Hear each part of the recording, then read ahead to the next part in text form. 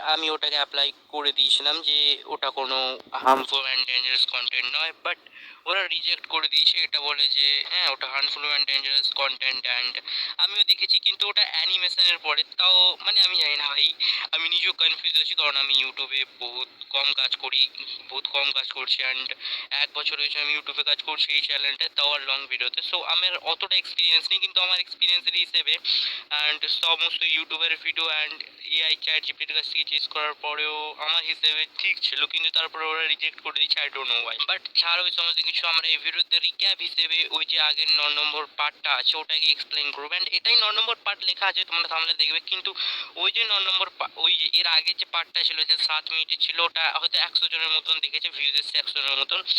তো এই জন্য আমরা রিক্যাপ হিসেবে ওটাকে এক্সপ্লেন করে দেবো ছোট্ট করে, অ্যান্ড তারপরে এই পার্টটা শুরু হবে। অ্যান্ড এইটুকু বলা ছিল। আর হ্যাঁ, আর একটা কথা, আমি তোমাকে দেখতে দুটো অ্যানিমেশনের পিকচার দেখাচ্ছি স্ক্রিনে, ওইগুলোর মধ্যে দিয়ে কোনো অ্যানিমেশন এক্সপ্লেন করা আছে নাকি বলো। আমি এতদিন ধরে ওইগুলোকে ওয়াচ করছিলাম, ওগুলো অনেকটাই ভালো অ্যানিমেশন আছে। সো যদি ওটা এক্সপ্লেন করা না থাকে তাহলে আমি ওগুলোকে এক্সপ্লেন করবো।